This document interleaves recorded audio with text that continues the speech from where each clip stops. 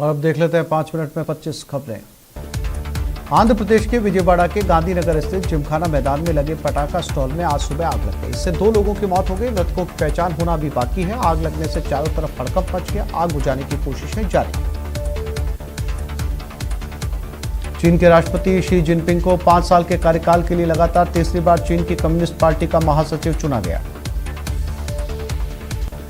Rajiv Gandhi foundation पर साल 2020 में विदेशी फंडिंग का आरोप लगा। इसके बाद गृह मंत्रालय ने एक जांच कमेटी बनाई। उसकी रिपोर्ट के आधार पर अब फाउंडेशन का लाइसेंस रद्द करने का फैसला लिया गया है। साउथ सुपरस्टार प्रभास अपना 42वां जन्मदिन मना रहे हैं। इस मौके पर एक्टर की मच अवेटेड फिल्म आदिपुरुष का नया पोस्टर रिलीज किया गया। पोस्टर में प्रभास प्रभु श्री राम के अवतार में नजर आ रहे हैं और उनके पीछे वानर सेना दिखाई दे रही है। लखनऊ में गाजीपुर थाना क्षेत्र के इंदिरानगर सेक्टर 18 में पूर्व आईजी डीसी पांडे के घर में आग लग गई। पुलिस के साथ मिलकर दमकल कर्मियों ने डीसी पांडे, उनकी पत्नी और बेटे को घर से बाहर निकाला। सभी को अस्पताल ले जाया गया, जहां डीसी पांडे को मृत घोषित कर दिया गया। वहीं पत्नी और बेटी की हालत को खतरे से बाहर बताया गया। आजमगढ़ से हैरान कर देने वाला मामला सामने आया, जहां 10 साल के मासूम बच्चे को मोबाइल चोरी के शक में खंभे से बांधकर पीटा गया और उसके मुंह में भी मिर्ची भर दी गई। नाबालिग के पिता ने पुलिस में मामला दर्ज करवाया। प्रधानमंत्री मोदी रविवार शाम करीब 5 बजे भगवान श्री रामलला विराजमान के दर्शन और पूजा करेंगे। इसके बाद श्री राम जन्मभूमि तीर्थ क्षेत्र स्थल का निरीक्षण करेंगे। शाम को प्रधानमंत्री भगवान श्री राम का राज्याभिषेक भी करेंगे।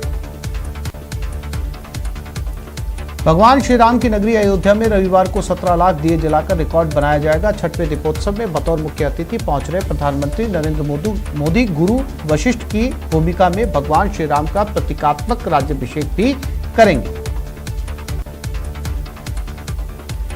उत्तर प्रदेश के इटावा जनपद में आज तड़के सुबह एक भीषण सड़क हादसा हो गया। सफाई के पास आगरा लखनऊ एक्सप्रेसवे पर एक बस और डंपर के बीच भीषण टक्कर हो गई। इस हादसे में 4 लोगों की मौत हो गई, वहीं 2 दर्जन से ज्यादा यात्री घायल हो गए।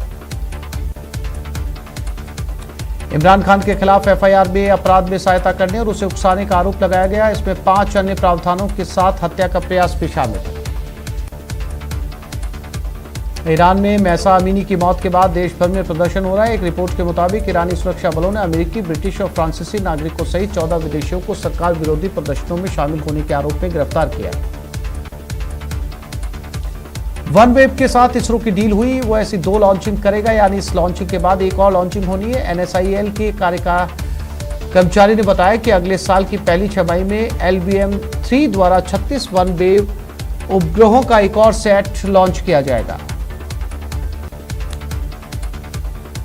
यूनाइटेड किंगडम में प्रधानमंत्री की दौड़ में फिर से ऋषि सुनक और पूर्व प्रधानमंत्री बोरिस जॉनसन का नाम सामने आ रहा है। ऐसे में दोनों नेता अपने अपने पक्ष में अन्य नेताओं का समर्थन हासिल करने में लगे। इसी बीच शनिवार को इन दोनों नेताओं ने आपस में मुलाकात भी की। मध्य प्रदेश में हाईकोर्ट के इंदौर बेंच ने रेप के दोषी को लेकर एक टिप्पणी की, जो अब चर्चा में। इंदौर बेंच ने रेप के दोषी की सजा आजीवन कारावास से घटाकर 20 साल कर दी। वहीं ये टिप्पणी की कि उसने रेप के बाद 4 साल की बच्ची को जिंदा छोड़ दिया था।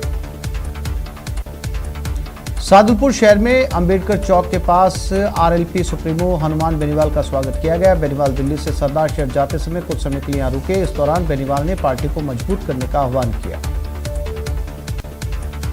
प्रधानमंत्री नरेंद्र मोदी ने देश को सूचना प्रौद्योगिकी के क्षेत्र में वैश्विक गुरु बनाने के लिए नई पहल शुरू की। भारत सरकार देश को IT सेक्टर में ड्रेन को रोककर युवाओं को देश में ही नवाचार के लिए पहली बार सरकारी दरवाजे खोल दिए।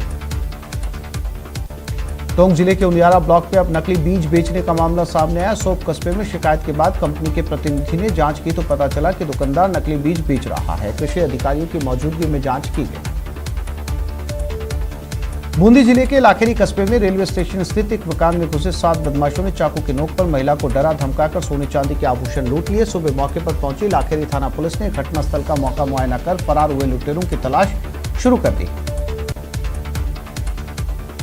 राजसमंद जिले की रेलमगरा पुलिस ने साइबर सेल की सहायता से ऑनलाइन ठगी करने के आरोप में 2 आरोपियों को गिरफ्तार किया। आरोपियों से 12 लाख रुपए बरामद किए। आरोपियों ने Ashoka infra project private limited के वेबसाइट को झांसे में लेकर 20 लाख रुपए की ठगी की थी। दीपावली के त्योहार को मद्देनजर रखते हुए बीकानेर के सीमावर्ती क्षेत्र खाजूवाला में BSF और पुलिस ने चौकसी बढ़ा दी। रातों में घुसपैठ और तस्करी की आशंका से बॉर्डर क्षेत्र पर पुलिस और BSF हाई अलर्ट पर। सिरोही शहर को रिको एरिया में सदर थाने की सौगात मिलने के बाद उसका उद्घाटन किया गया। जिले को 17वें थाने की सौगात मिली। विधायक संयम लोढ़ा ने फीता काटकर प्रशासनिक अधिकारियों के साथ इसका उद्घाटन किया। झुंझुनू के चिड़ावा में धर्म परिवर्तन की शिकायत पर पुलिस ने धर्म विशेष के कार्यक्रम को बंद करवाया। वहीं रात भर कार्यक्रम स्थल के बाहर हिंदूवादी संगठनों के कार्यकर्ता नारेबाजी करते नजर आए। जैसलमेर जिले की अंतर्राष्ट्रीय सरहद पर सीमा सुरक्षा बल के जवान चौकस निगाह रखते हुए दिवाली मना रहे हैं। बॉर्डर पर बहादुर बेटियों ने भी अपना दिवाली सीमा सुरक्षा करते हुए मनाई। भारत पाकिस्तान की सीमा पर बीएसएफ के जवानों ने धूमधाम से दिवाली मनाई। सीकर के शिवसिंहपुरा इलाके में दुकान बंद कर लौट रहे ज्वेलर्स के साथ लूट की बड़ी वारदात हुई। कार में सवार होकर आए बदमाश 2 ज्वेलर्स भाइयों से करीब 11 लाख का सोना चांदी लूटकर फरार हो गए। देश के उपराष्ट्रपति जगदीप धनखड़ 25 अक्टूबर को 1 दिवसीय दौरे पर माउंट आबू आ रहे हैं। वे आबू रोड के स्थित शांतिवन स्थित ब्रह्म कुमारी संस्था के 85वें वार्षिकोत्सव में भाग लेंगे। एक छोटे से ब्रेक के लिए रुक रहे हैं, जल्द लौटेंगे।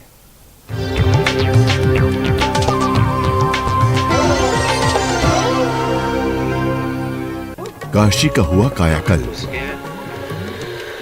आवाज हटा दो। सोमनाथ हुए शोभायमान। महाकाल को मिला दिव्य लोक।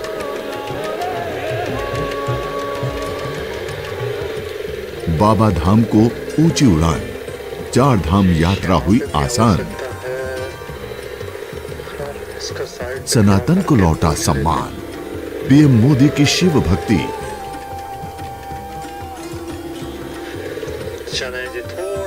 मिलती है अद्भुत शक्ति। शिव भक्त मोदी। देखिए व्यक्ति विशेष आज रात 8 बजे।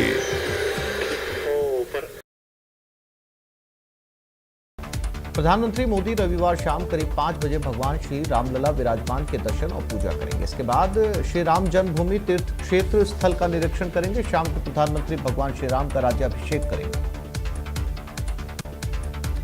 भगवान श्री राम की नगरी अयोध्या में रविवार को 17 लाख दिए जलाकर रिकॉर्ड बनाया जाएगा। 6वें दीपोत्सव में बतौर मुख्य अतिथि पहुंच रहे प्रधानमंत्री नरेंद्र मोदी गुरु वशिष्ठ की भूमिका में भगवान श्री राम का प्रतीकात्मक राज्याभिषेक भी करेंगे।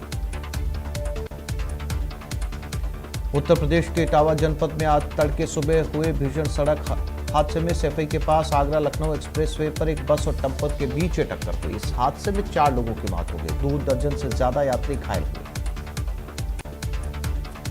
इमरान खान के खिलाफ एफआईआर में अपराध में सहायता करने और उसे उकसाने का आरोप लगाया गया, जिसमें 5 अन्य प्रावधानों के साथ हत्या का प्रयास भी शामिल है।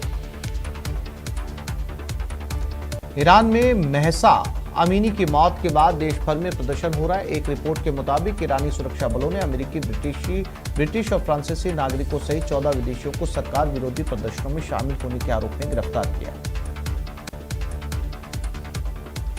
कोरोना महामारी के 2 साल के प्रकोप के बाद पूरा देश इस साल पूरे उत्साह के साथ दिवाली सेलिब्रेट करने के लिए तैयार है। रोशनी के त्योहार के नाम से मशहूर दीपावली पूरे भारत में धूमधाम से मनाई जाती है। लोग लक्ष्मी गणेश की पूजा करते हैं, अपने घरों को दियों से रोशन करते हैं। OneWeb के साथ इसरो की डील हुई है। वो ऐसी 2 लॉन्चिंग करेगा, यानी इस लॉन्चिंग के बाद एक और लॉन्चिंग होनी है। NSIL के एक कार्यकारी कर्मचारी ने बताया कि अगले साल की पहली 6 माही में LBM-3 द्वारा 36 OneWeb उपग्रहों का एक और सेट लॉन्च किया जाएगा। यूनाइटेड किंगडम में प्रधानमंत्री की दौड़ में फिर से ऋषि सुनक और पूर्व प्रधानमंत्री बोरिस जॉनसन का नाम सामने आ रहा है। ऐसे में दोनों ही नेता अपने अपने पक्ष में अन्य नेताओं का समर्थन हासिल करने में लगे हैं। इसी बीच शनिवार को इन दोनों नेताओं ने आपस में मुलाकात भी की। मध्य प्रदेश में हाईकोर्ट की इंदौर बेंच ने रेप के दोषी को लेकर एक टिप्पणी की है, जो अब चर्चा में है। इंदौर बेंच ने रेप के दोषी की सजा आजीवन कारावास से घटाकर 20 साल कर दी। वहीं यह टिप्पणी की है कि उसने रेप के बाद 4 साल की बच्ची को जिंदा छोड़ दिया था।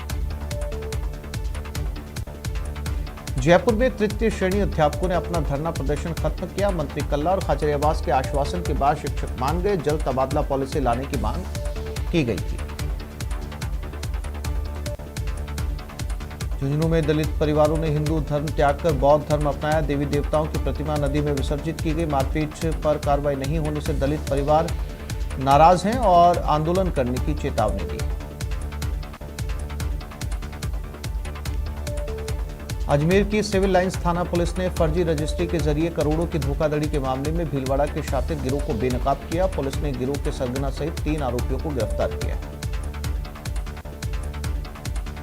सुजानगढ़ में धनतेरस के दिन शहर के बाजारों में अच्छी खासी भीड़ रही। बर्तनों की दुकानों पर महिलाओं और लोगों की भीड़ उमड़ी। कुछ ऐसा ही हाल ज्वेलर्स की दुकानों पर भी नजर आया। करीब 2 साल के कोरोना काल के बीतने के बाद भी पहली बार दिवाली पर पाबंदियां नहीं। गंगानगर सहित प्रदेश भर में 1 नवंबर से एमएसपी पर शुरू होने जा रही मूंग, उड़द, सोयाबीन की खरीद के लिए किसान 27 अक्टूबर से ऑनलाइन रजिस्ट्रेशन करवा सकेंगे। ऑनलाइन पंजीकरण के तहत किसान एक जन आधार कार्ड में अंकित नाम में से जिसके नाम गिरदावरी होगी। राजसमंद में चिकित्सा और स्वास्थ्य विभाग की टीम ने आज